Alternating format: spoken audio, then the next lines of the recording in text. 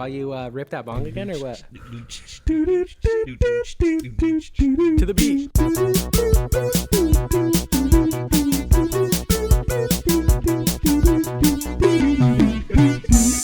That was honestly such good timing, bro. That bong rip definitely went down a lot better than the first one. Nice and smooth. You know what I did with the first one wrong? Hmm? I roasted it way too long. Okay. So it was really hot. You got a lot of burnt ripped it. shit in there, yeah. Nice. It was just some hot ass smoke, bro. You are a savage for taking that first one, though, dude. Again, kudos, bro. Woo. Kudos. I got so high. We were like, there were some points that I was trying to make when we were talking about The Last of Us, and I was almost losing. Like, I don't even. I was like, fuck, I'm almost forgetting what my Take it point away, is. brother. Take it away. Take it away, Edna. Take it away, Edna. Oh, man. Well, I was man. going to say we have to talk more Harry Potter, but I forgot we already did a whole episode on it. We did a whole, go back and listen to that one. You know, guys, though, the we last episode. come February, I am pretty sure we'll probably be talking more Harry Potter once Hogwarts Legacy comes out. So, got to do an episode on that shit, man. I've been hearing that Hogwarts Legacy like lives up to the hype, bro. So I'm fucking. I'm very excited. Very, very excited. I'm super It's gonna be good excited. They did some extended gameplay where they actually went to like the Quidditch field. You get to play Quidditch? I don't know if you get to play Quidditch, but you get to fly around there for sure. I don't know if they were just saving that. Because to Maybe, me, if I'm yeah. going to do a big gameplay reveal, that's probably not something I'm going to reveal in gameplay. Yeah, because that's one thing I will. That was one thing that was making me simultaneously excited and nervous. Is it's like sometimes when a game is coming out and they're not showing you a lot of gameplay, it's cause to worry, right? Because you're like, oh shit, why don't they want us to see the game that they've created when it's coming out in like a couple of months? Maybe it's not finished, maybe it's buggy, maybe it doesn't work right yet. So the fact that they are giving us fat chunks of gameplay makes me think that there's a lot to do in this game. Oh, yeah. Because with as much of they showed us already, there's no way they're going to spoil everything. So there has to be so much more in the game that we get to experience. Like, oh man, I'm excited. Think about it. You can play the game 4 different times and be 4 different houses and explore each house. And right? if you think about it, bro, you can play the game 8 different times because you can do each of those houses either good or bad, bro. Wow. There's so much variation that you can do. I didn't even think So about much that. variation. That's crazy. And I hope all so of it's can you different. be a bad wizard if you're in Gryffindor, bro? I think so. I mean, it would be interesting to find out because I think it would be a very unique experience. Peter Pettigrew was technically in Gryffindor, I'm pretty sure. And that He fool turns turned out to be a bad. fucker. That fool turned bad. That fool turned hella bad. I've never heard of this before, but it would be like a weird. You know how like video games have like honor systems and shit like that. You know, like it'd be crazy if you like choose to be Gryffindor, but then you start like fucking Avada Kedavraing everybody, and they're like, "Yo, you gotta go to Slytherin, bro. What the fuck?" And they There just, was like, this fucking TikTok or like Instagram reel that I saw and it was hella funny. And I forget the song that was playing, but it was this dude walking hella slow. And it was like me and Hogwarts Legacy freaking walking by a couple of first year NPCs.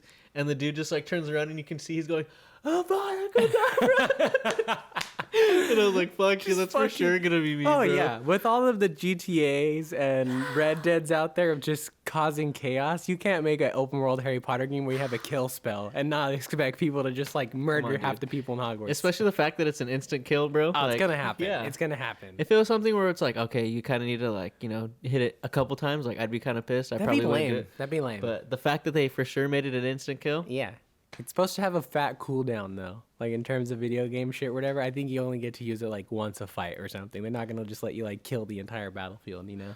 I think it makes sense from like the lore of Harry Potter because if I'm pretty sure like it takes a lot to like Takes a toll. It takes a lot to just like do that shit just in general. Like Because you have to really want them to be dead, right? Like, if you even have a slight doubt of, like, not wanting them dead, it doesn't work, right? Yeah, because there's a point in the 4th book when Professor Moody, who's not Professor Moody, he's talking to him about the 3 like the unforgivable curses. Yeah.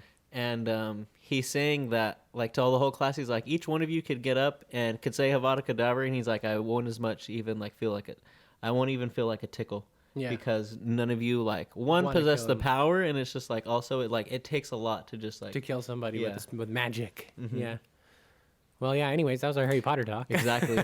And the fact that with that spell, I'm just being able to push a button and just fucking murk somebody. Oh, it's going to be great, dude. Let's get it. It's going to be great. But yeah, dude, since you haven't watched either of these movies, which one did you want to start with? I think just off of sheer amount of things to talk about, we could probably do Ex Machina 1st. It's a bit of a quicker, like more bite-sized movie. Not that it's not as complex or anything like that, but yeah, I think we could start with Ex Machina. Let's do it. Yeah. Are we gonna reveal the other one we were talking about today too? Yeah, let's do it. Yeah, Ex Machina and Everything Everywhere All at Once. Yeah, this movie came out probably almost a year ago at this point, and I only barely finally saw it. And I gotta say, it lived up to the fucking hype, bro. Like, Yeah. I was nervous when I first started the movie. I was like, damn, all of like my most trusted confidants in media in general have like really hyped this movie up for me. I hope I'm not screwed like on the hype or whatever. And it fucking lived up pretty hard, dude. I'm not gonna lie. A24 does it, bro. Oh, dude. Yeah, I noticed that too. That's our little through line. These are both A24 movies. Really? Yeah, Ex Machina is as well. Wow, Yeah. that's great. I don't even think I was too stoned to realize that when I You know, watched we've done a lot of A24 movies on this podcast so far. They're a good movie company, man. They make a lot of good shit. Hey, they do some shit, bro. They do some shit. shit. They bring up some good points. They do. What do you want me to do? They do some Hey, shit. what do you want me to fucking do? But yeah, let's talk about Ex Machina, starring Oscar Isaac. Donald Gleason, I think is how you Yeah. say it. Donald. Donald. It's spelled very different from how it sounds, if I remember I think correctly. it's like Domhnall Gleeson or Yeah, something like that. yeah. And then Alicia Vikander as well Yes. plays Ava. Mhm. Yeah, Fucking good crazy shit. movie, right? Wild, bro. Yeah, it was definitely a good surprise for me. I liked the length actually. I think any longer and it would have kind of overstayed its welcome for sure. Mm-hmm. But I wasn't expecting what we got. I was thinking there was gonna be like a lot more Oscar Isaac in the movie, which like he is in it for a sizable amount of time for sure. But the movie is really focused on like, I was gonna say a relationship, but honestly, I almost want to describe it more as like the manipulation between like Ava and I think his name is Caleb in the movie. Yeah, Caleb. Caleb, yeah. Oh yeah, that's right, Caleb. Yeah. Like just the manipulation that happens there, you know, and like just like I was watching a very interesting video on it in that like I'm a sucker for, we kind of talked about this with video games last week, right? Which is like I really like stories that put you in the driver's seat in a sense, you know? Mm-hmm. And I think that like having a good character that serves as a vehicle for the audience is super, super important in a movie. Not all the time, depending on the type of story that you're trying to tell. But Ava tricks the fuck out of not only Caleb, but I think also the audience as well. You know, like the viewer, you're watching kind of like, you think you're watching this like relationship between like an artificial intelligence and a human being develop. When in reality, she's just trying to get the fuck out of Dodge, bro. Yeah, straight She's just up. trying to get out, dude. Like, She's it's just good. too smart. She really is, man. She fucked shit up hard, bro. She's badass. She's crazy. I was a little sad at the end of it, you know? I was like, damn, this homeboy set you up for success and you fucking trapped his ass in there, dude. That's fucked. Yeah, he got you out, and you're just like, yeah, fuck you, bitch. I gotta go, bro. That's crazy. Yeah, he was all. Yeah, Caleb was so down to like break her out. And she was Straight just up. like, Yeah. sorry, Caleb. At the same time. Sorry, Caleb. I cannot help you. Yeah. At the same time, too. Goodbye. Oh, you know what creeped me out is her voice. At times, I think like slipped back and forth, you know, between her being like, you know, AI technology and just kind of sounding like Alicia Vikander does. But the thing that creeped me out more than anything, bro, was the sound of when she moved. It's like this weird, like, it sounds machine, but it also sounds very smooth. Like when her joints move, when she's walking around and shit, it's this creepy, like, shoo, shoo, Yeah. shoo. It's like, ugh. I like her little quick movements when she like does like Yeah. you know when she like goes and she just You like see the looks really robot quick. in her really fast? Yeah. like that, like it makes it a little creepy. But yeah, if you guys haven't watched this movie, basically the point of it is you have Oscar Isaac's character whose name is what is it? Is it fucking. is it David? No, it's not David. Damn it. I don't know. Let me see. Maybe it is David. Let me pull up some Ex Machina. But basically, you have Domhnall Gleeson's. Oh, it's Nathan. Nathan. Nathan, And yeah. how do you pronounce his name? I don't know. It's that. Yeah, Domhnall Gleeson. Dom Hall. There's an N in there that I don't know how to pronounce. How yeah? I don't know. Domhnall? Domhnall. I don't know. Domhnall. I'm sorry, man, if Sorry, I'm bro. mispronouncing your name. But Sorry, Bill Weasley. yeah, exactly. But yeah, you have Nathan, who's this.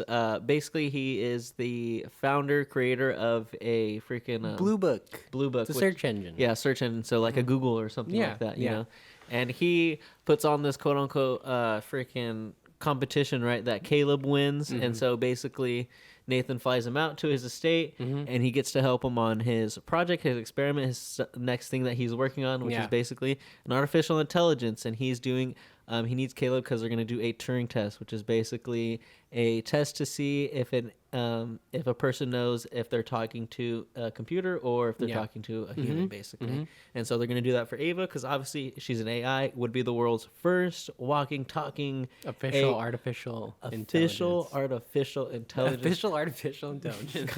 I'm officially artificial, bro. That's right, dude. God, dude. Basically, if you live in the United States, you're officially artificial. 100%, yeah. But just programmed that way. Exactly.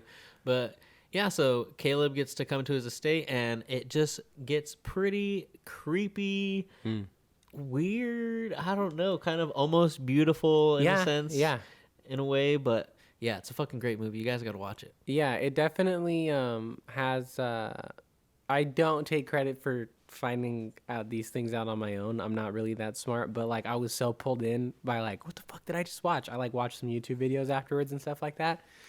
And one parallel that actually like interested me pretty heavily is it's very similar to like the story of the first man and woman, which is like Adam and Eve in the Bible, right? Where like there's a lot of references, self-made and kind of narcissistic, from Nathan himself about him being like a god or something like that, right?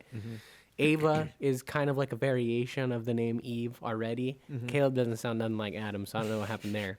Well, it's like, I mean, Caleb is like almost like Adam. Yeah, he kind of is, yeah. And so some of the parallels were that, like, you know, if I remember correctly, I did not pay nearly as much attention as my teachers probably wanted to when I had to go to catechism as a kid. But Dude, I did not pay attention. But like the whole thing with like Adam and Eve is like, if I'm not mistaken, it's like God puts these two motherfuckers down there on earth or whatever, and he basically tells them like, don't fucking eat the apple from that tree, man. Like, you don't want to do it. It's gonna be bad news. All right, I'm fucking telling you, don't munch on that apple, dude.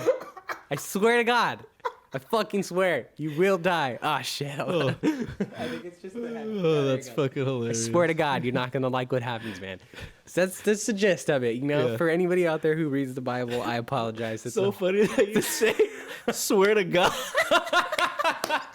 So, listen, motherfuckers, God? I swear to me. God's saying swear to God. I swear to me. Dude, we've just offended so many people. We're so sorry. I apologize. I do apologize. I respect religion, okay? I organize stuff. I'm not the biggest fan of all the time. But if you want to be spiritual, do your thing, all right? I apologize. But, yeah, so essentially it's like, you know, kind of a temptation story, right? Of like, don't dive into shit you don't know what's going on about.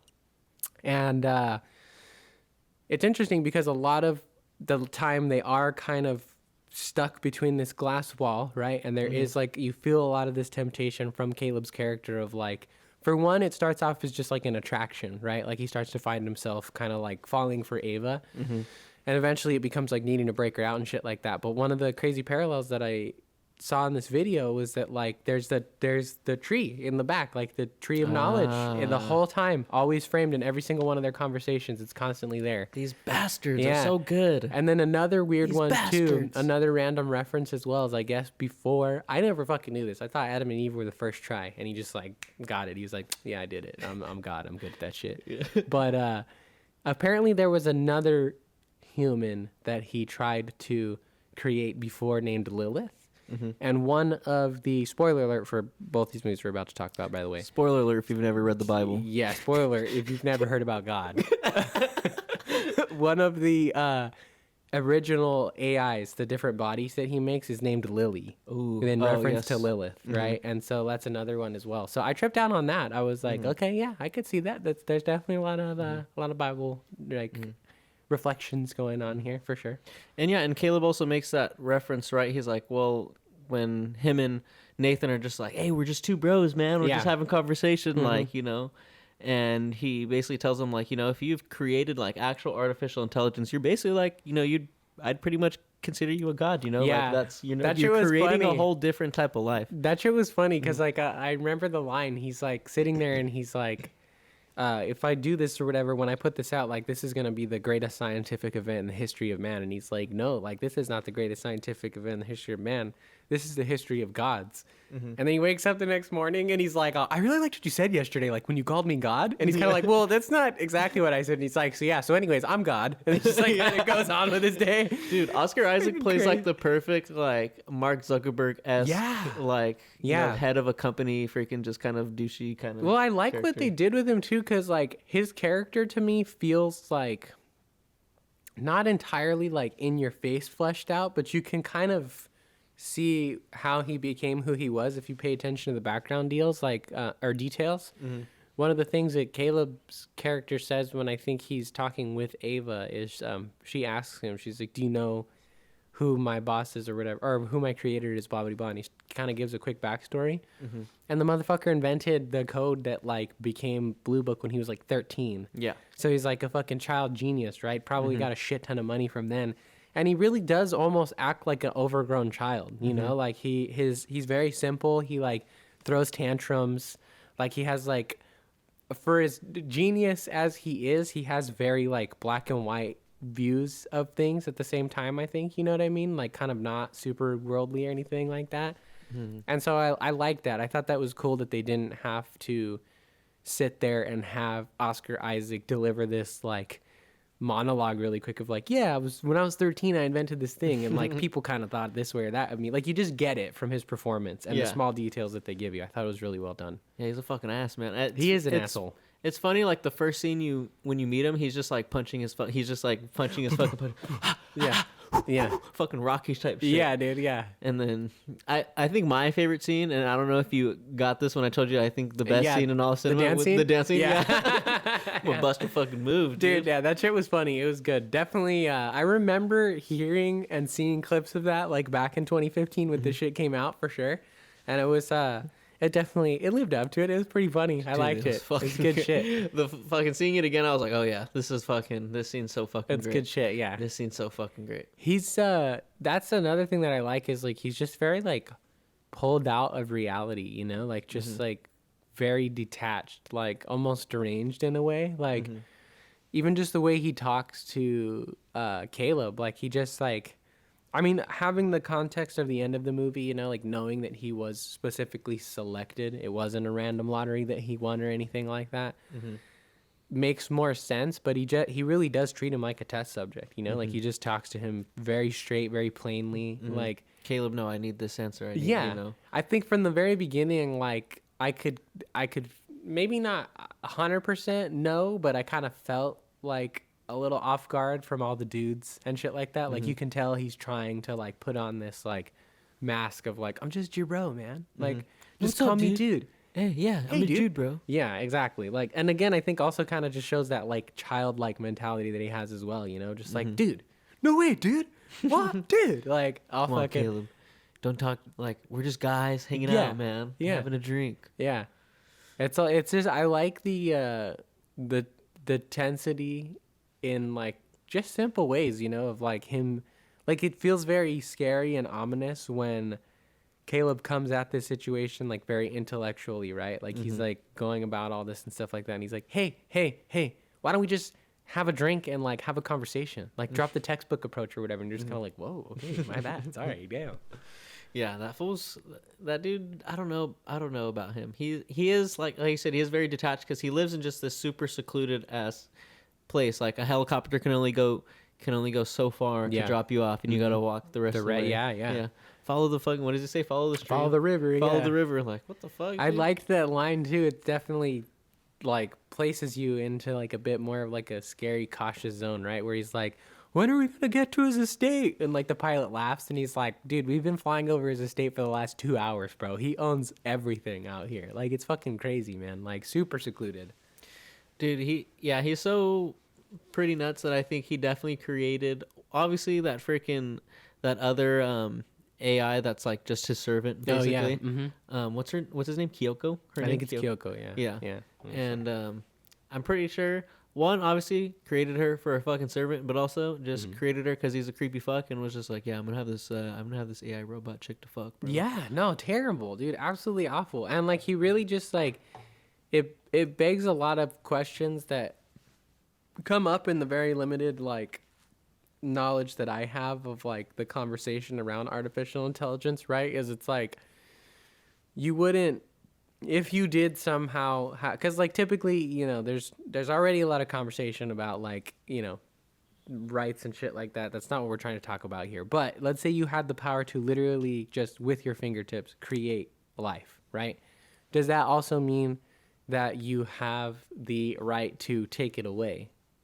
Like, and so it's a crazy like just thrown away thing that he doesn't give a fuck about, man. Like he makes these models over and over and over again, and just basically he says it from a very technical standpoint, but you get the explanation from Caleb of like he's essentially killing them, right? Yeah, like, exactly. He dismantles, rewrites their memory, and like uses the data to better the next version of whatever the AI is going to be. Which like we do that with our iPhones, we do that with our computers, we do it with this shit and that shit. PlayStations, Xboxes, all the time, right? But they're not sentient beings. They don't think and feel for themselves. So like it's definitely pretty sadistic. Like he's also like almost a murderer in that sense, He is. I was getting that when I was watching it this time. I was for sure thinking that when that scene came up, and he's like, "Yeah, you just freaking, I just wipe their fucking memory and shit like that." Like and like you're saying, just like use it to better the next one. I was like, "Damn, this dude's just fucking murdering Just these cold-hearted, bro. Yeah, he like doesn't give a fuck. And Nope.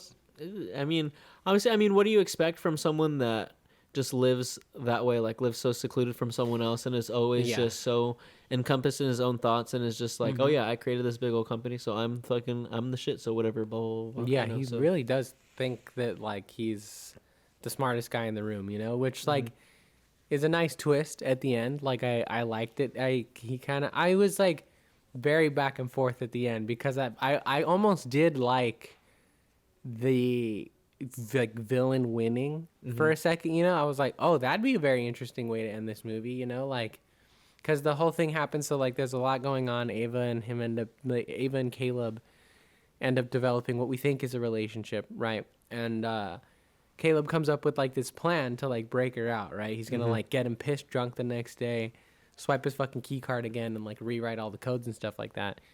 And then he wakes up the next morning and he's like, no, I'm not going to drink today. It's all right. I just got really fucked up last night. He's like, and I woke up this morning and I thought, mineral water and brown rice, man. Like, I'm not going to be drinking nothing or whatever. And you're like, oh, fuck, is he onto him? And he's like, come here, let me show you something. And he like walks him into the room and basically tells him, he's like, yeah, I knew your plan, bro. Like, I fucking caught you red-handed, blah, blah, blah, or whatever. And like at that moment, I was kind of like, damn, that would be fucked up. But like, kind of a good twist ending to this movie is it's like, nah, he's a fucking certified super genius, figured that shit out, and was like, nope, sorry, I'm still gonna dismantle Ava and make the next one or whatever, because like I thought in my head where I thought it was going was like, oh shit, this movie's about to end with Caleb like fucking dead in a ditch somewhere, like nowhere to be found on this fucking giant property and everything, and we're just gonna see him boot up the next AI, like the next model or whatever. Yep. Obviously it doesn't go that way. I think he ends up kind of like falling on the sword, like his hubris gets the best of him. He thought he was the smartest guy in the room, not knowing that Caleb basically already did his plan the night before and like fucked him up when he was already all drunk and shit like that. So it was a lot of back and forth. I was like, ooh, that's good. And then I was like, oh, that's good. And then I was like, oh shit. Like it was definitely a lot of twisty turny shit at the end, Yeah, I definitely really loved the twist of like Caleb being like, nah, I fucking got you, motherfucker. Yeah, like, I did it last night. Because especially when you're like, when I was watching it again, you see how Caleb's just very cautious about everything, and is very just like, nah, like what if this dude's still watching? Like he makes that comment to Ava, like, are you sure he's just like, not watching? And come to find out, he definitely is. So it just makes sense for Caleb's character, who is just overly cautious and is just very much like, you even see it in the scene where he's just like, damn, am I a fucking like, am I a freaking robot too? And that he has to crazy. go through that. That was scary. Yeah. Because I was definitely like, I was thinking about that too. Like, damn, imagine if he would have actually been a robot and like his whole life was just a lie, and he's just like, I'm a fucking robot. What the fuck? No, for sure. It would have been. I honestly would have been down with that too. I thought that would have been cool. Like, I genuinely did think he was gonna slice into himself and like find a wire or something really quick, or like whatever it would have been and shit. That scene's just so freaking goosebumps. Yeah, yeah, and some nasty shit for sure. Yeah, but it's good. It's really good. I like it a lot. I liked the It seemed like a. I don't know. I liked it. Maybe some people thought it was a little cheesy or whatever. Maybe a little too on the nose. But there's like that sequence where he shows Caleb the brain, basically, right? Like the mind. And he's like, you know how fucking hard it was to emulate like human expressions and emotions and shit like that? He's like, you want to know how I did it? And he's like, like every functioning camera, every device, every like, again, Xbox, computer, Mac, whatever it is, has a camera in it and a means of transmitting data. So I basically hacked into all those motherfuckers and just took like facial movements from everywhere across the world. And he's like, and the greatest part is, this is the part I think is a little cheesy, but he's like, the greatest part is, all the fucking big companies know I'm doing it because they can't say that I'm doing it without admitting it that they're doing it themselves. And I was like, haha, they're all watching us. That's like, you know what I mean? Like, I was like, oh shit. But yeah, I mean, yeah, that is kind of cheesy from like that standpoint when you're looking at like, oh yeah, that's actually what fucking goes down. Blah, blah, I blah, do blah, believe blah. that 100%. No, 100%. Yeah. It is what it goes. But it's just a what is little what on the goes nose down. in the movie. But it also just to me, I think about it also was just like him being like, see, I mean, they're already doing it, so I'm just gonna do it. So Yeah. it's like, you know, it's all good. And Yeah. like, who fucking cares? Like, I'm the owner of this fucking Blue Book company, so I can just fucking Yeah. no one's gonna fucking know if I 100%. just do that real quick and then just boop boop beep beep boop boop. Boop. Yeah, pop it in real quick. Yeah. Yeah, it's some crazy shit because it pops up again during that like that sequence, you know, like it's like that was also what made me think maybe he was gonna like figure out that he was a robot. Is it's like, and then you come to realize like it's the mirror has a camera in it, but they have those like weird effects where it's kind of like capturing his like facial expressions while he's doing it and shit. It's like this weird like infrared shit that comes over. It's creepy, man. It's creepy, Hella bro. creepy. Jesus. But yeah, I'm glad that at the end Ava got to see her freaking her busy the busy intersection. street and shit? Yeah, the busy yeah. street. That was Yeah, fucking good. I was a little nervous. I'm not gonna lie. Like maybe it's just my like adversity. It's just like AI in general as like a regular human being in real life, you know? Because like, not Caleb. I'm sorry. Nathan points it out, and I do agree with him. He's like, because what is he tells him, he's like, he's like, you feel bad for her, and he's kind of like paused for a second. He's like, dude, don't fucking feel bad for her. Like, feel bad for yourself. Like, if I make this happen, you're fucking dead. I'm fucking dead. We're all dead, bro. Like, we might as well be looking at ourselves as, like, the fossils that we find in, like, South Africa or something like that. And it's very true, you know? So, like, and not only that, but she already shows signs of working with the other AIs by the end of the movie, you know? She kind of, like, has Kyoko help her out, like, in taking out Nathan by the end of it. So, like, part of me was happy for her. Another part of me was like, damn, this motherfucker really manipulated the shit out of everybody in the movie, including me. There's nothing she won't do. She doesn't have a morality system necessarily, you know? Like, she's going to do whatever it takes to achieve her goal. Exactly. And that's the scary thing to have out in the world, you know? Like, it's freaky as fuck. Dude, fucking, do you think someone's gonna find the homie Caleb, bro? Nah, I think he dies out there. Yeah, I think he starves to death, unfortunately, which is also kind of upsetting to me. You know, Yeah. like that was one thing that made the ending of the movie a little bit, I won't say meh, but just like slightly disappointing to me. Is it's like I was again fooled, right? The movie achieved what it wanted to, I think, but I kind of was rooting for Ava and Caleb to get out of there together, and like I don't even need them to have a relationship. You know, like if Ava was like, "Yeah, I was using you or whatever, but I'm gonna let you go." Like, I would have been happy with that. But at the same time, I understand her, like, motivation in a sense. Like, there's no way he gets out of there with her and doesn't say shit to somebody. You know what I mean? So, Yeah. like, in order for her to truly blend in how she wants to, she's got to do it alone. Dude, my question is, every time there's that point in the end of every movie, right, where someone who's not from our regular society is all of a Yeah. sudden just, like, thrust in, like... Did it already happen? No, just, like... What are you guys gonna do? Like, how you guys gonna get a house? How Yeah. you guys gonna freaking? Yeah. You guys are just gonna be like, how you guys gonna know to get a job? How you Well, guys gonna, that's like, one you know? of the interesting things, right, about this particular scenario. Is like, I do hear what you're saying on certain ones, you know, like if it's like a human-based character, but like she doesn't need to eat. She doesn't need to like have a job necessarily, you know. All she needs to do is find like a big old battery and charge off of that shit, and she can do whatever she wants. But she's also been living inside like her whole Yeah, life too, that's right? true. I don't think as a robot you're gonna want to like sleep outside, Yeah. you know, in the elements. The other interesting thing too that I thought about again in like terms of like her survivability out there is typically, I feel like you look at something like Terminator or whatever, right? And it's like the machines are always stronger than the humans. Like it's really hard to like overpower them. Versus like I mean, yeah, he has like a fucking workout thing or whatever, but like he smacks the fuck out of her arm and it just like breaks off, you know? Like same thing with Kyoko, like just mashes her face and it's gone. So like they're not particularly sturdy. Like she could crack an ankle and like lose a foot and just have wires dangling, you know? Maybe it gets in some New York street water and she fries or something. Like she's vulnerable, you know what I mean? Very true. Yeah. But then she could just like, you know, find a way back and then freaking, you know, get a new freaking. Yeah. She could just put Pop a new leg on and you know. shit, yeah. And who knows? Maybe she took some spare parts too. Maybe Yeah. she was like, oh, I could Build you herself know, back I up. could use an extra arm. I could use an extra leg here and there. She's know, probably also extra left foot. just as smart as Nathan is, if not smarter. So I'm way sure she smarter. could like fucking go to Home Depot and find some shit that could build her back up or whatever. Way smarter. She definitely for sure outsmarted both. I mean, I don't want to necessarily want to say she outsmarted Nathan because he does bring up the point to Caleb of like, how do you know she's not just manipulating you to like escape and stuff like that? He sees it ahead of time. Yeah, yeah, for sure.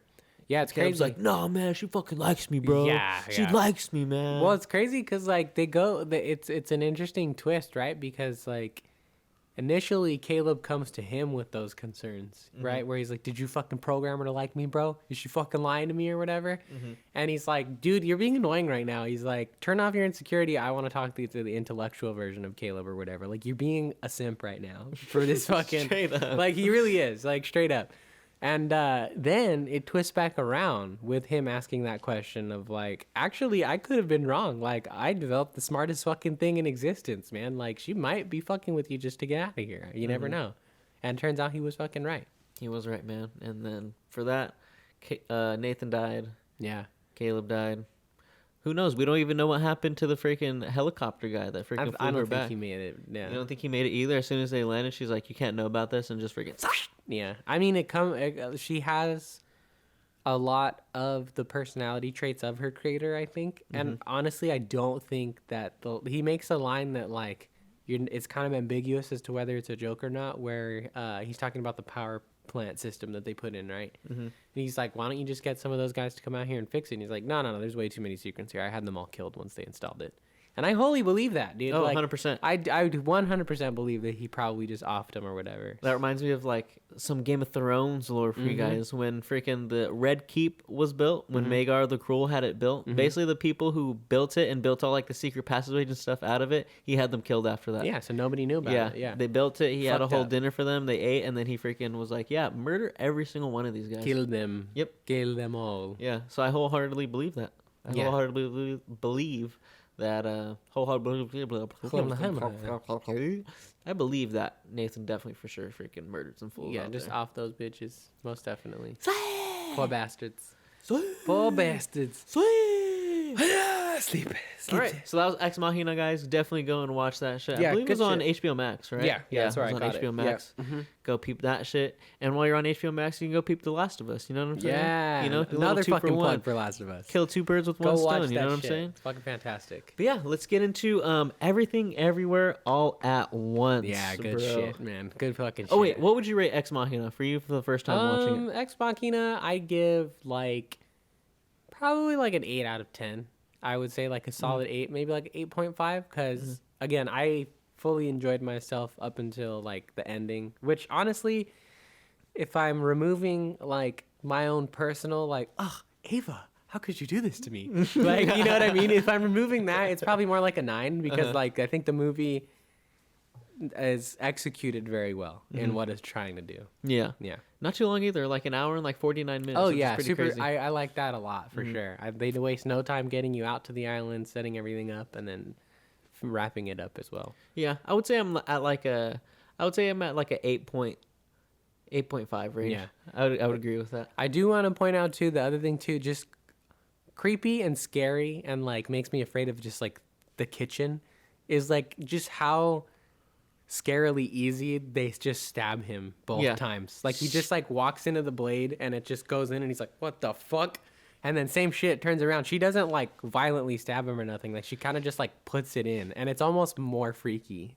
I wonder if it's because there is a certain part of your brain that like doesn't allow you to do certain things Yeah, like that yeah. because of like your brain's just like, dude, what the fuck are you doing? Yeah, you I have wonder if- morality built into you. I wonder if she doesn't like. She probably just doesn't have that, you I know. don't think Because so. like you could technically like bite off your finger and it's like biting into a carrot, Yeah. but like your brain's just like, dude, no, Don't bite your finger. what are you doing, yeah, bro? So Yeah, yeah, no, for sure. Those inhibitions aren't really there because they're just AIs. But yeah, super creepy. release your inhibition, feel the rain on your skin. No one else can feel it for you. Imagine that plays at the end of the movie. like, Hey, I would love that to play at the end of this movie. Imagine. No one else Yeah. can feel it. like during the part where she's like putting on all the skin and shit like that. It's like No one else can Yeah. feel it for you. she's like has another dance scene Yeah. and shit. She's like, woo. Yeah. But yeah, good movie. That's a good song, dude. That's a Yeah, banger. that That is. shit's a It's a banger. classic, man. But yeah, everything, everywhere, all at once. All the things that are always happening all the freaking time. Yeah, pretty fucking Basically. awesome. I was blown away, dude. I was blown away. I don't even know where to begin. It's crazy. Like the message of the movie is very simple, which I appreciate. You know, like it's basically just like be kind to people. You know, like it's stated very like simply. You know, at the end of the day, that's ultimately what like helps the main character. Fucking Evelyn. I was watching it Yeah, with I was Buddy, like- dude, and we were yeah. watching it, and like I think it's like the first time that Waymond like Yeah. fucking Waymond. yeah, first time he's like, Evelyn, what are you doing? And we were both like, oh shit. Yeah. That shit's fire, dude. Yeah, I love that yeah. shit, bro. I love that shit. But yeah, that's essentially like the super, like she has superpowers, obviously, right? But like her learning how to use them and how she ends up defeating, like I wouldn't even call her the bad guy, but just like the obstacle, right? Is What's- like what's just the be fucking kind. name? Be, Jobu Tapaki. Jobu Tupaki. I love how the entire movie she's just like getting it wrong. She's like Jingo Chewbacca, like just like all kinds of random just like jargon sounds or whatever. It's hilarious, dude. Yeah, but how'd you feel about the return of what's homeboy's name that plays Oh, I think Data it's in Goonies? yeah. I don't want to get it wrong, so let me look him up. Hey, really yeah, I will probably get it wrong because I'm very bad at pronouncing names that I don't know how to pronounce. quick. If I am hopefully not butchering this, it's Kei-Hugh Kwan. Yes. Yeah. Fucking fantastic, dude. If he doesn't win Best Supporting Actor this year, I'm gonna riot. I haven't seen all of the other movies that are coming up for Oscar nominations this year. I watch the Oscars for the spectacle. I don't really care who decides. Yeah. But I do think it would be fun if we watched some of the Oscar nominated movies and did our own best movie, like That's best picture, crazy best 'cause director. I was also thinking Okay, about cool. that too. Yeah, Hell we should do that shit. Because actually, I started not to tangent too hard, but I watched probably like the first 30 to 40 minutes this morning with my mom of Tar, Tar? which is it's a Best Picture nominee, and it's got Kate Blanchett in it, and she's a composer, like a very famous like composer, and it's about like I guess her. Like, I don't know, the first 30 minutes didn't really give me like what I read off of the synopsis, but essentially I think it's her towards the end of her career, kind of like coming to terms with that type of shit and everything Okay. like that. But it was good. It was gripping in just that first few minutes. So The one I want to watch that I've been wanting to watch is that one with Colin Farrell, Banshees of. yeah, I heard that was really good too. Yeah, One of my friends, Connor, watched it. He said it was really good. Yeah. So. So yeah, we could do our personal pick for movie of the year, something like that. You know.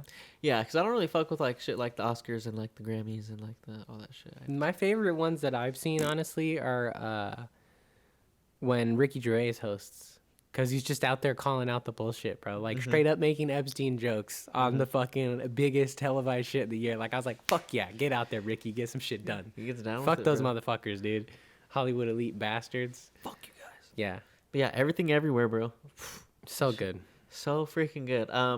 Dude, I think when I was watching it, I was like, oh damn, Daniel's definitely gonna love like the action, like the kung fu, like really Yeah, throwing it back to like yeah. old school like kung fu Yeah. stuff. Like that shit was so Dude, good, bro. honestly, fucking Wayman with the fucking fanny pack, bro. oh dude, That's like one of the best fucking action sequences of When he, 2022, bro. When he like does the shit where he throws it around his neck and he's just like, oh, Dude, my favorite part, all of that's badass, but my favorite part is just the reattaching at the end where you just.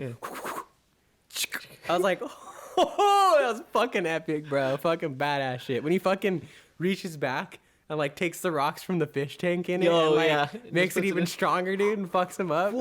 Oh, fucking epic, dude. That shit was so great. I love like I love all the different Waymans that come through when every time Evelyn's like tripping out on him, they're like, I'm not your Wayman. Yeah, I'm not your Wayman. Like, yeah, just relax, like chill out. Yeah. And I love all the different ways they like jump through like the multiverse. How'd you feel about the multiverse that they kind of like set up in their like explanation of it? I liked it. I think personally, I would say I'm more of a fan of like a classic comic book multiverse, but this goes up there big time. I like a lot of the ideas that they have out there. I think like obviously I don't know anything to do with the science of this, but like as far as what I understand, I think this is a much more practical way to look at the multiverse, you know? It makes sense to me that like all of this stuff exists in the consciousness, the collective consciousness of the universe, right? And so it makes sense to me that you wouldn't like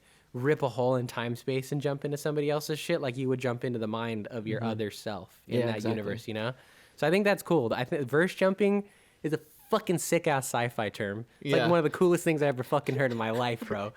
You're like, I gotta find a jump pad. Why? So I can verse jump, bro. Yeah. Fucking epic, dude. That's badass. Like that's kick ass as fuck. So I love their little freaking the little earpieces. yeah, that they look wear. like fucking old school Bluetooths, like from like 2006 or something like that. You're gonna put your shoes on the opposite feet. You're gonna close your eyes and Yeah. Well, that's what I like too, right? Is it's like there's usually some crazy scientific mumbo jumbo machine that they have to build where they have these really cool matching suits that have, you know, things like, not to reference Endgame too hard, but you know, it's usually something like that. Yeah. When you see time travel, multiverse, some kind of like fucking with the space-time continuum.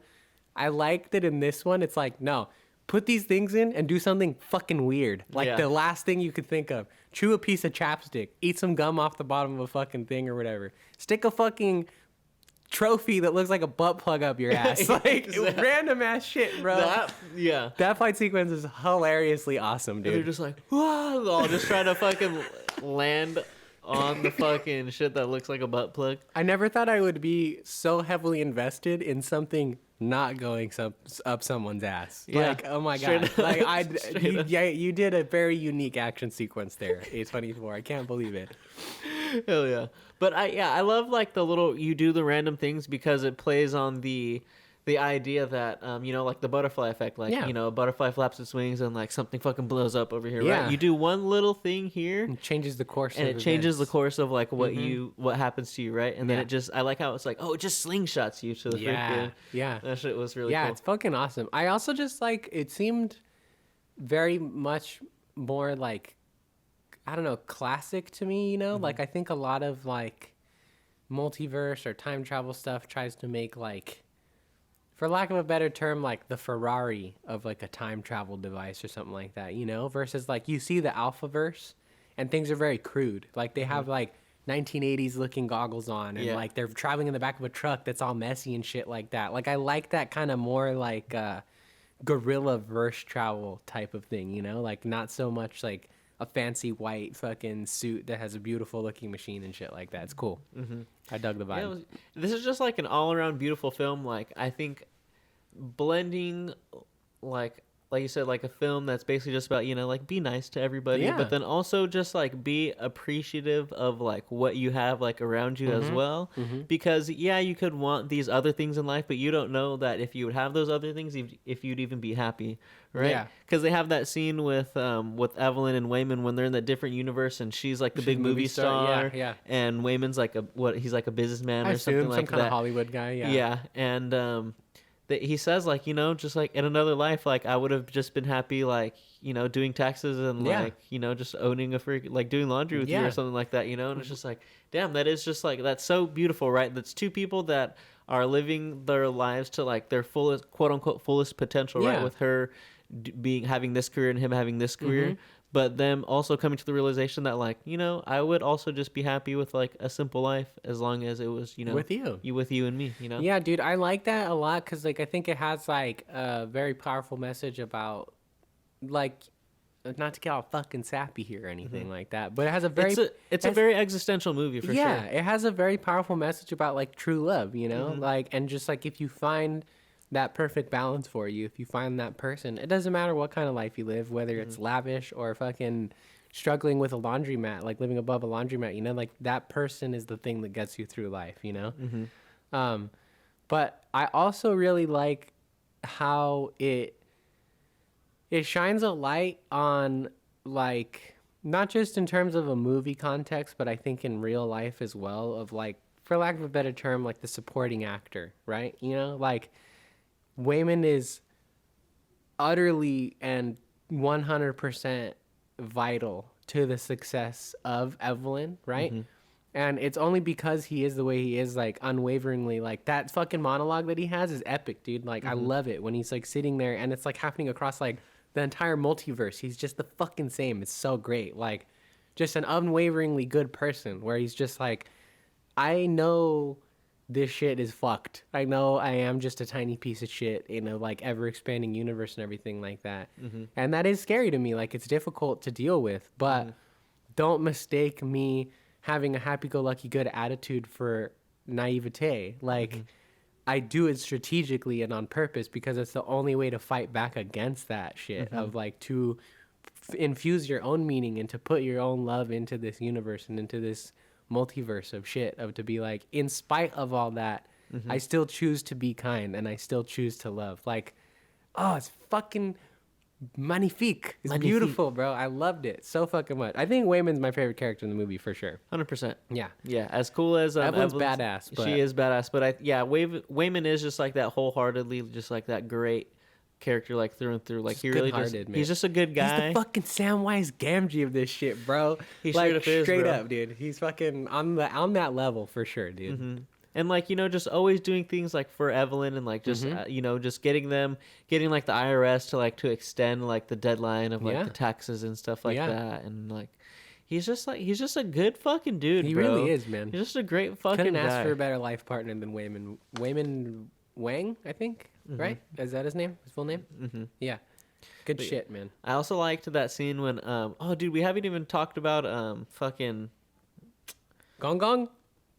No, not Gong Gong. He's hilarious too, though. Gong Gong is hilarious, Yeah. but freaking Jamie Lee Curtis. Oh, yeah. Honestly, I was very surprised at how they used her because, like, at first when I saw her as the IRS agent, I was like, oh, okay, that's like a fun little cameo for her. But then she ends up in the whole Being movie. a fucking badass, Dude, just like, yeah, dude. it's When good she's shit. like the quote, like the wrestler, and she's just doing all those wrestling moves. Yeah. She runs and just freaking does.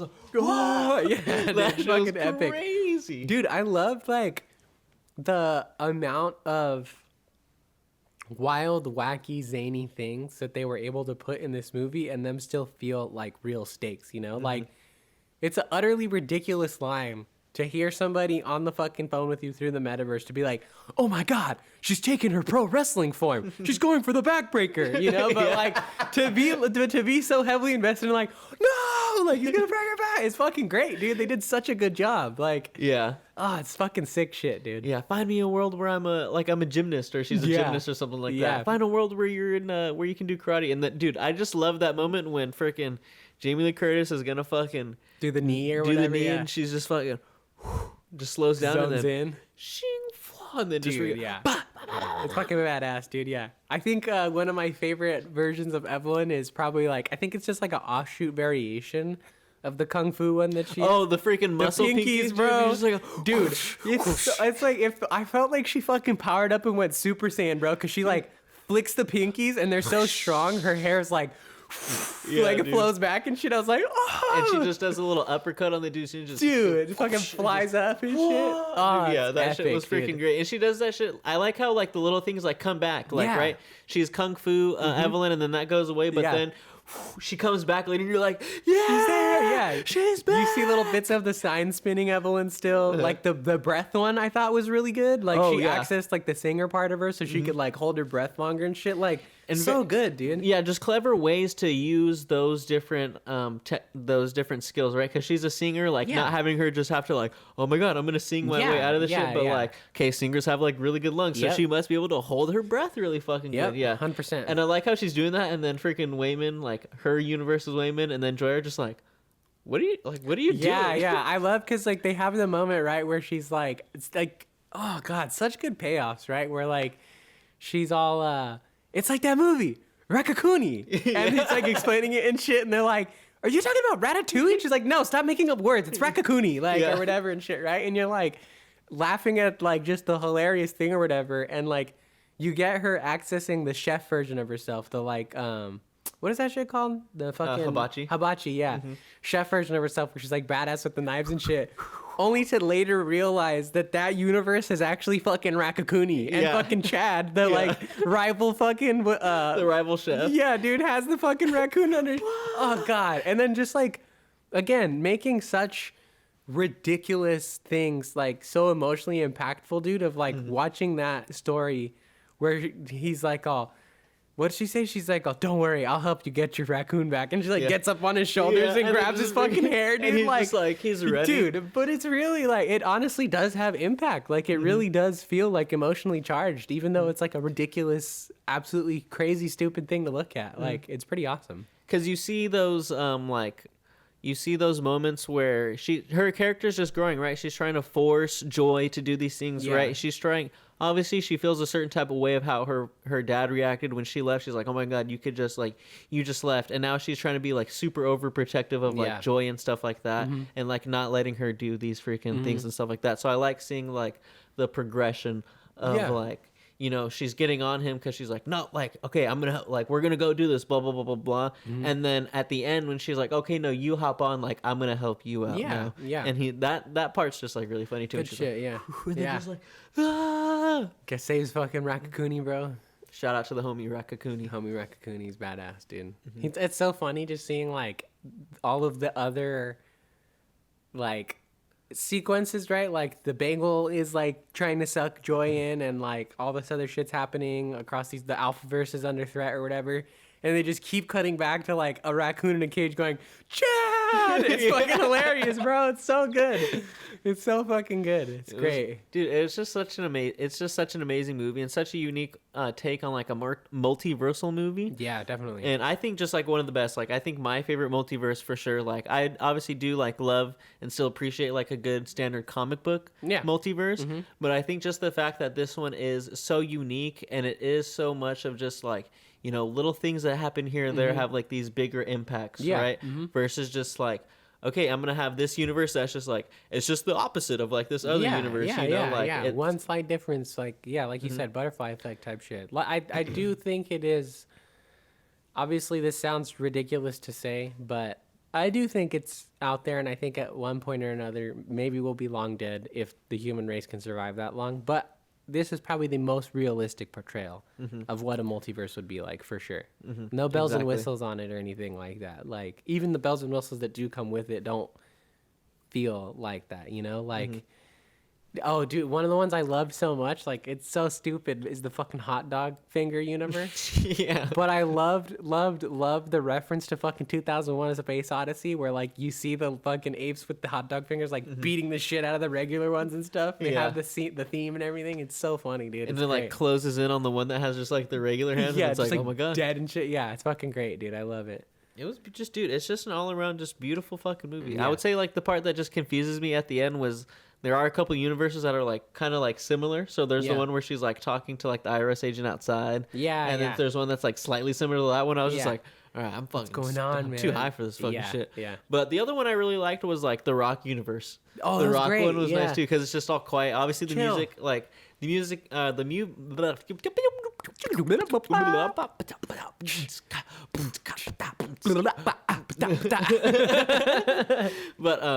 Rock universe is pretty nuts because the whole movie, it's, you know, there's definitely a lot of noise going on. There's a lot of shit going down. Everything's definitely very intense, very loud, high intensity. Kind of like anxiety driven at certain points. Like there's definitely a lot of points that like set you up really, really heavy. There's a lot of moments that are fast paced because it's like going between the different universes. And, you know, it's showing the impact here, the impact there, blah blah blah blah. Conversations the here, cracks conversations in there. Evelyn's mind, like seeing two different versions of things happening at once. It's chaotic. But fuck, where was I? Fucking I like the Rock universe because it's just when it goes there, it's just all silent, quiet, and they're just talking. Yeah, and she's just like shh, We don't have to think about that here. I We're love it just because you're just rocks. reading the Yeah. subtitles, you know? It's Yeah. great. She's just like, yeah, the factors on Earth weren't right to like sustain Sustain life life. here. Actually happens in a lot more than you think. Yeah. I was like, and I like that too, you know? Like that points out the like anomaly that the human race is, you know? Like it's a fucking miracle that we're here, whether you want to call it a scientific miracle or a spiritual miracle, whatever you believe. Like it is an absolute gift that we are even here, able to fucking like forget the fact that we're just here, but we have technology and the means to do all of this shit, you know? Like just for fun. Like it's crazy, man. It's a beautiful thing. It definitely I think really makes you double back and just appreciate life in general, you know, the things that we've been giving, the relationships that we get to experience, the people in our lives, all of it, man. It's a beautiful, beautiful message. I love it. It's a wonderful, wonderful world that we live in. Mm-hmm. Maybe not sometimes, but you know. Yeah, we got work to do, of course, if we want to make it like perfect. But at the same time, I think that's part of the message of the movie, you know, is it's like it is probably never going to be a perfect world, but it is a very noble thing to fight for it nonetheless, you know? Like to it's like kind of like the whole mentality of like plant the seeds that you'll never see grow or anything like that, you know? It's like you do what you can now, but at the same time like that's already more than enough, you know? If there's only one person left in the entire fucking existence of the multiverse that is like trying to just salvage the relationship between her and her daughter, that's enough right there. That's enough to change the fucking multiverse, dude. Like, I love that shit. I'm a sucker for that type of classic fucking shit, you know? Fuck yeah. But yeah, what about freaking Transformer Gong Gong, dude? Oh, that was ridiculous. And again, I fucking loved it. It's so silly. Like, I saw him press the button and, like, stand up. And I was like, oh, okay, he, like, injected himself with, like, some super soldier serum. And it's going to be his last fight or whatever. And you see the big old fucking arm come out and clench Evelyn really quick. I was like, oh, fuck. It's fucking awesome, dude. Yeah, he's a fucking great Alpha character. Gong Gong's kind of an asshole, but Yeah, that character is a great character, but a piece of shit character at the same 100%, time. yeah. Because he's just like, yeah, go ahead and, you know, you just have to kill Joy. Like, that's the only way. You yeah, know? yeah. So, you Shit, know, he's gonna that's kill what- his own daughter too. He's about to fucking suicide bomb that shit, bro. He was like, we'll go out together. He doesn't give a fuck, man. Nah. He does not give a fuck. And then the Pinky verse comes back. Yeah, epic shit. I also really liked the use of different aspect ratios, you know? Like simple things, you know, like pulling you when you're in the past, you have like the classic 4x3, so Yep. it feels old school to you. Exactly. But also just used to heighten the tension, you know, like when you're in the IRS room for the first time and everything's going on, it's like full screen. And then Wayman starts to go into kick-ass mode and It goes to white. it almost feels like widescreen. you zoom in, you feel Yeah. him focus up and shit like that. It's good shit, dude. I like it. And it starts to feel like more like classic, like at least like the angles and stuff like that. The stuff that's going down feels like classic, like kung fu Yeah, movies it's and shot stuff like differently. that. Yeah, it's Yeah, great, man. the brightness is a lot different. Everything is like a little bit darker, you know. But yeah, it was freaking. Everything was just like shot beautifully. I love that like the different angles, you know, or the different aspect ratios, the different distinctions and stuff like that. Just so you know it, or just it gives you the feeling. It makes the movie more like unique and stuff Yeah, like that. most definitely. They did a fucking great job, man. Yeah. They did a fucking great job. I'm also a sucker for. They actually had it in both movies. I'm a sucker for, and also in Last of Us Part 3, it's like transitions that have big text over them. You know, like I think Oh, one of the yes. first ones that I remember was like, I'm sure it happened plenty of times before this, but one of the first ones I remember in my movie watching experience was Civil War. Like just seeing big blurbs of text that tell you like we're at a new part of the movie now. Exactly. And having it be the exact same shot, the exact same frame, and you just get part 1, everything. Part 2, everywhere. And then at the very ending, finally, part 3, all at once. Like, yeah. oh, so good, dude. I loved that shit. It was fucking awesome. Hell yeah. And I loved like at the end when freaking Evelyn finally has like her full powers and Yeah. she's just going through just like, phew, oh, you loved like the smell of like the perfume because of my Yeah. and then she's like, phew, well, Yeah, there you go, dude. you're all good. I love that shit. Because, yeah, she, like, stands up. Like, she's badass and, like, you know, is getting shit done. Don't get me wrong. But I loved that she had to learn to kind of take inspiration from Wayman, you know? He's kind of like, Evelyn, what are you doing? She's like, I'm learning to fight like you. And she just fucking quite literally, fucking kills him with kindness, bro. Like, epic shit, dude. It's fucking badass. I loved it. Yeah, exactly. Fuck, dude, I don't know, like, what else about this movie? It's just, dude, it's just an all-around great movie. I'm also really fucking high right now. Jesus It's Christ. also kind of, it honestly is a little bit of a hard movie to talk about because, like, so much of it happens so quickly and in like such a blur, and like the movie is meant to kind of keep you off guard. I think it like doesn't really give you a lot of ground to stand on until like towards the end a little bit.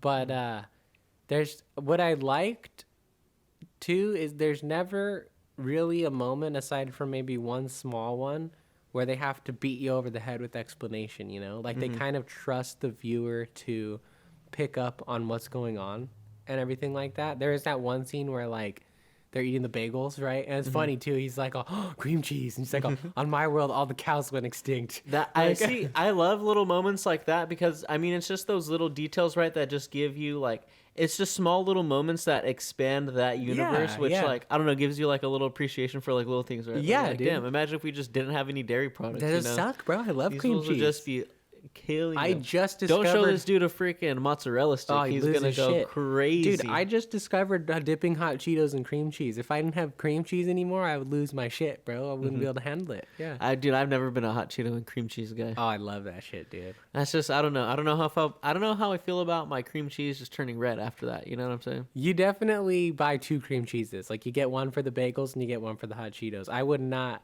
Actually, I have tried a bagel with cream cheese on it and then you crush hot Cheetos over the top. That was one that Buddy showed me. That is fucking fire. But still, I wouldn't mix the cream cheeses. There's a hot Cheeto cream cheese and then there's a regular bagel cream cheese. Yeah. But yeah, it's good shit, dude. It is. But it is kind of a.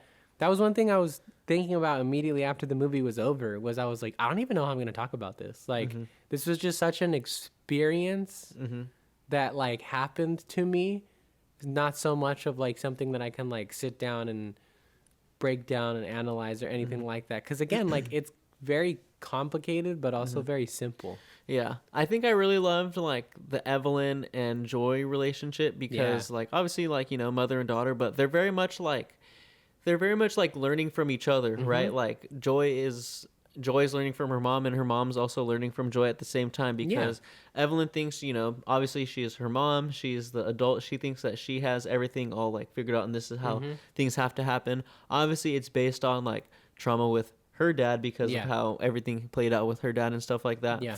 But I love that throughout the movie while she's trying to like stop her and trying to, you know, force Joy to do these things that she's also learning to come out of her own ways and stuff like that. And then Joy's also learning from her and stuff like that and how they become like a really nice like family at the end, you know? Yeah. I think it's very heartwarming. Yeah, I also really liked how in that final moment they didn't put everything on Evelyn, you know? Like I think it's a very powerful thing, you know? I'm not saying it's like wrong or anything like that, but it is a little played out of a cliche thing to just have the parent do all the apologizing, you know?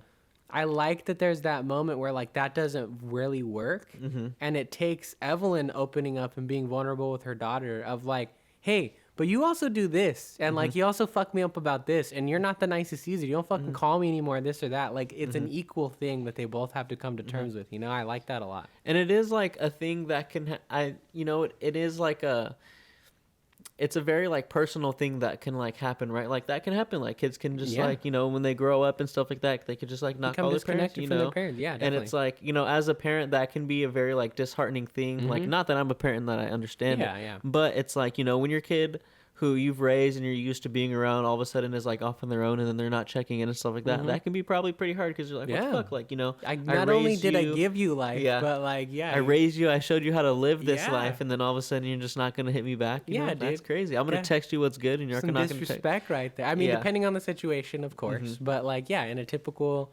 relatively healthy like relationship between a parent and their child, yeah, man, that's some disrespect, man. Yeah, it's a lot of I love that there's like a lot of like heavier things that they deal with in this movie, like, you know, relationships in a family, you know, viewpoints on the world, right? Because Joy is very much this younger person whose view on the world is like none of this shit matters, right? What, like, you know, nothing fucking matters, so, you know, blah blah blah blah blah, which I mean I think is very relatable to a lot of young people, especially like growing up now with like everything going on in the world. You can feel like, what the fuck, you know, why does shit matter if you know this is how things are gonna happen, or if like, you know, if I'm in a certain like social class, right? And like things are kind of like outweighed against me, like what the fuck does you know shit matter? Like I love that they kind of encompass these like really serious topics, but almost in like a very playful, kind of like a playful way. Yeah. And they make it like very heartwarming and easy to connect with like the viewer and stuff most like definitely. that. Yeah, it's like again, like for as complicated as it is, it's a pretty easily digestible movie. Like it's not very hard to swallow the themes they're trying to put out there. The multiverse is very simple. They lay it out for Yeah. you, and it's like, okay, cool, this is what's happening. When you see random people doing random things, you're not like, You get it. what the fuck is going on? Yeah, It's like, yeah. oh, they're doing random shit because that's what triggers them. It's like it's very 100%. Yeah, simple, plain. The one thing I will say that like I won't say that like I didn't like it, but I think just because of my own personal philosophy, like I kind of disagreed with it. Is there's the one sequence where Wayman first starts to kind of explain why things are going wrong in the multiverse and shit like that, and there's like the whole section where he's like, you ever up at night like wondering like things didn't used to be this way, blah blah blah, like how can we ever go back and shit. I don't subscribe to that belief. I do not think that like things were magically better in the past. I think that's rose tinted goggles type shit.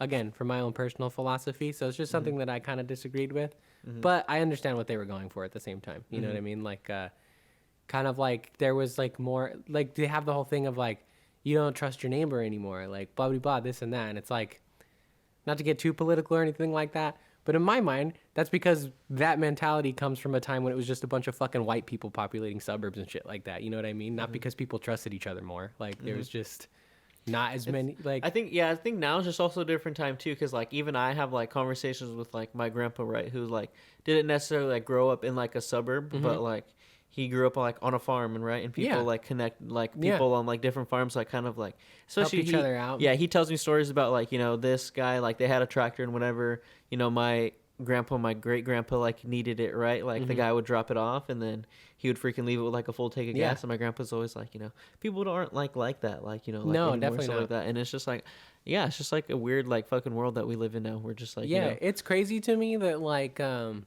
it's like shit. I don't know, not to get too heavy into this, but I'm gonna talk about it a little bit real quick. It's like I think it's interesting to me that in a world that is so now heavily interconnected, we've never been more disconnected from each other. No, yeah, 1000%. And my issue is like, it's a fucking, I never forget a line in the song Revolution by John Lennon, right? Which is like, you tell me it's the institution, you better free your mind instead. Which is like, I do not deny that there are powers that be that are trying to keep us disconnected, 150%. But we all subscribe to that shit, man. You have to do your part as an individual to break out of and break past that barrier. We have the most wonderful, luminous technology in front of us. And yeah, it gets used to manipulate and like fuck with and control and program us for sure.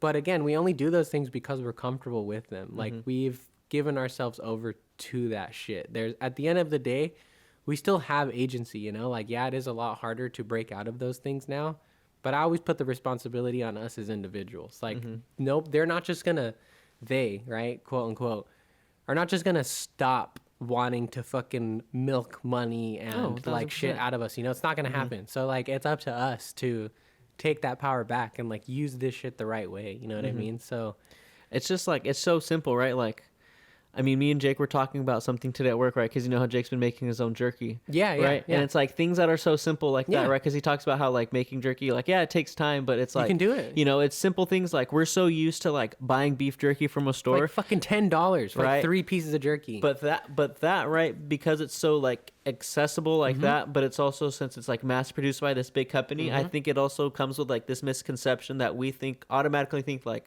oh, it's fucking hard to fucking, make some beef jerky then. But like when you actually sit down and you think about it, it's like, nah, it's super easy to fucking make fucking beef jerky. No, so it's 100%. it's a lot of different, it's a lot of different things. It's like, people don't write letters anymore because like, why can I write a letter when it's like, I can just like, I can text my buddy. You know what I'm saying? Yeah. But it's like, when you think about it, like letters and stuff like that have like a little bit more like an emotional weight or stuff like that, because like, you sat down, you're taking your time to physically write that shit out. That takes a lot of time. Somebody's handwriting. Like, yeah, no, for sure. I think that there are plenty of things that, like, I think that's, again, part of the importance of the message of this movie, right? Which is, like, just be kind to others. Like, just be open to others. Like, believe in other people, because there's a lot of things that we as individuals are capable of, like collectively and individually, right? You're going to be good at shit that I'm not good at. I'm going to be good at shit that you're not good at. We're also both going to be good at things that we might not even know we're good at, right? Like if we wanted to, we could probably also make jerky, like some fire ass shit that'd probably be pretty Straight good. up, too high for TV jerky coming Yeah, we'll soon. fucking have a brand and we're not going to sell it to you. We're just going to teach you how to make it, bro. But like, you know, it's like we definitely get pulled away from our own individual power. I think like people in general in any station of life are capable of a lot more than probably what they believe they are. And I think that like everything out there, whether it's fucking social media, like YouTube, fucking all this shit, TV, fucking whatever it might be, like radio, if anybody still listens to that shit, like it's all telling you you can't do this or you can't do that. And like in weird ways, right? Like really manipulative, tricky ways. But it is trying to tell you you can't do this. And But you can do it. yeah, man, not to be like a fucking, like, I don't know.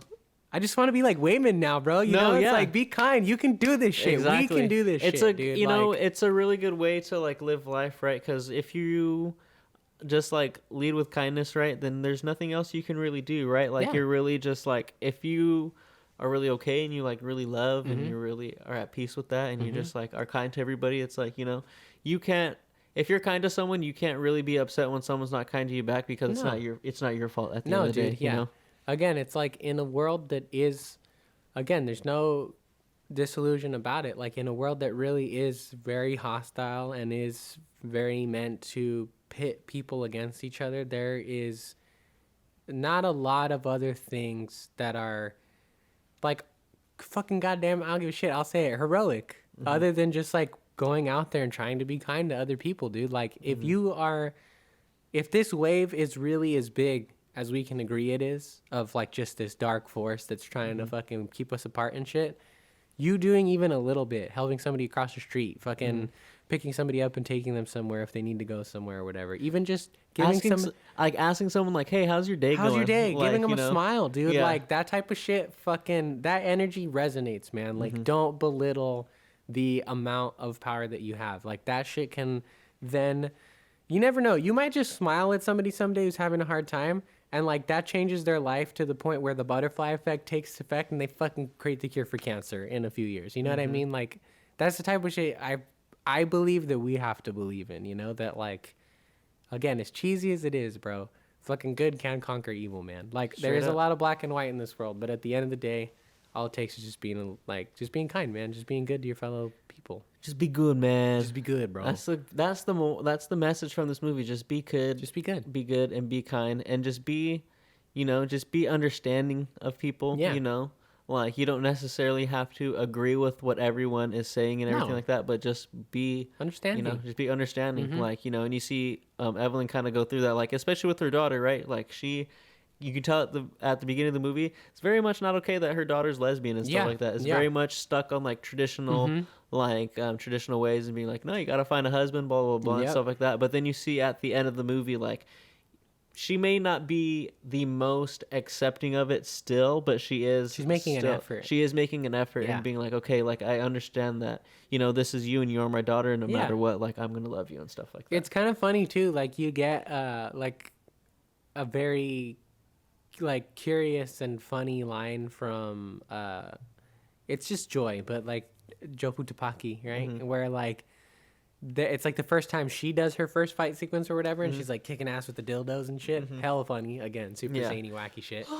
But she's like, Evelyn starts complaining to her or whatever, and like brings up Becky, right, Joy's girlfriend, and she's like, of all of the shit that I just showed you, you're still fucking hung up on the fact that I want to be with a girl? Like, are you fucking crazy? Like, what the hell, man? Like, I just showed you the multiverse, and that's what you're going to focus on. Like, there's so much out there, you know, that, like, these things that we fight with each other about, these things that we disagree with each other about are, like, so minute, like, so minuscule things. It's interesting that they bring it up in the multiverse, right? Because it's, like, it's almost like when you really boil it down, it's only because of the history that we have with these things that they seem so big, right? Like if I took you to a multiverse, another fucking universe where for years and years and years, people divided themselves because one camp liked ketchup and the other one liked mustard, you'd be like, that's fucking stupid. It's like, yeah, that's the point I'm trying to make. It's fucking dumb to get on somebody Exactly. because they like this or not that, you know? Like, it's crazy shit. It's a fucking great I movie. love this movie, dude. Yeah, fuck So yeah. good. I'm glad it lived up to the hype, because I've been telling you for a long time, like, this movie's fucking Yeah, good, bro. well, This wow. is a Like I said, fucking I'm a great year movie. late. This movie came out, I think, around this time last It year. was my favorite movie of the year yeah, last year. pretty fucking good, dude. It was awesome. Yeah. But yeah, if you guys are still, living under a rock, go check out Everything Everywhere All at Once. It's a fucking beautiful movie, shot very well. A lot like, like The Last of Us, like shot well, the cast on point, the writing on point, the message on point. Like, it's just an all-around beautiful film. You know what I will say, though? Weirdly enough, it's like, this might sound stupid, but I will fucking tell you to go watch Last of Us all goddamn day long. But with this movie, watch it when it's time to watch it. You know? Like, don't force yourself into it or anything like that. Don't let somebody drag you to go see it or anything, because the message might fall on deaf ears if you feel like you're being forced into that situation. I believe that this movie is powerful enough that it will come into people's lives when it needs to. Like, when it's time for them to watch it and receive that message, that's when they'll watch the movie. Fuck yeah. So don't rush it, man. It'll come when it needs to, you know? No, watch that shit fucking tomorrow. I will say, on the fucking streaming side of shit and everything and all that, I was a little pissed off because it's not streaming anywhere unless you have a premium subscription. But I bought the movie digitally, and I'm totally happy that I own it now. Yeah. So... Because now I can go and watch it whenever. Yeah, I'm super happy. I can go watch it 3 more fucking times tomorrow if I wanted to. Actually, I can't, because I fucking have work all day. But you get the Fuck it, we're throwing on Everything Everywhere All at Once tomorrow at work, bro. I'm gonna log into my fucking YouTube and we're gonna put that shit up on the screen. There you go. Yeah. Hell yeah, guys. But yeah. Do you have anything else to say about Everything Everywhere All at Once? Just fucking be kind to each other, man. Yeah. Just love each other. echoing the words of Wayman Wang, man. Yeah. Give love and you will receive love. 100%. Man. What would you rate this movie? Honestly, like, it's probably a 10 out of 10. I don't really see anything wrong with it. I can't think of anything wrong with it. Again, like, there's certain things that I might disagree with because of my own personal philosophy, but I don't think it takes away from the movie. I don't think that's, like, a means to judge a film. You know what I mean? I think you have to be impartial in that sense. Yeah, it's a 10 out of 10 for me, too. It's a great movie. Fucking So, fantastic. the reason why it was my favorite movie of the year last year. Yeah. Pretty goddamn good. Hell yeah. But yeah, guys, that was episode number 44. 44. Appreciate you guys listening. If you guys listen to this whole episode, go ahead and check us out, on Spotify, on Apple Podcasts. You're probably on one of those apps right now if you're listening to this. Yeah. Go check us out on YouTube. By the time this audio is up, hopefully the second part until the last episode is up.